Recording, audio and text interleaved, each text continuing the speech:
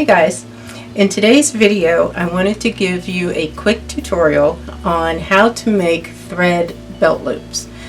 These are things that you will see especially in vintage garments, dresses in particular where there's a belt. They are less obvious than making fabric belt loops, so it's a good option to have. Let's get to it. I'm going to show you how I make thread belt loops. This is the embroidery thread, and I'm going to use a contrasting color on the machine so you can see it. So the first thing is putting this under your presser foot, and I use a zigzag stitch. I set it at about 2 and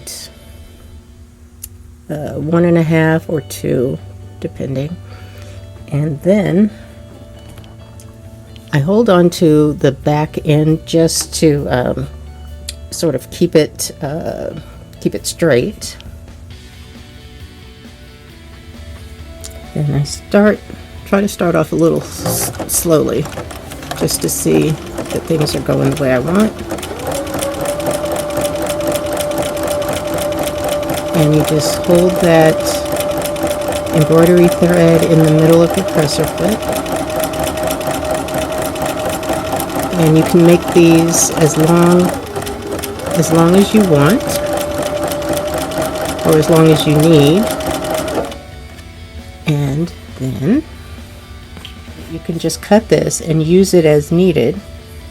Let's see if we can focus here. It's hard to see.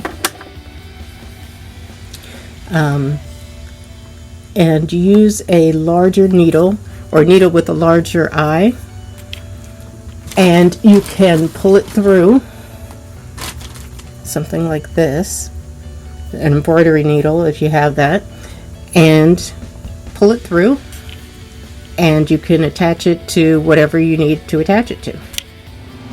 So that's it for this video. If you like this, please click like and subscribe to my channel.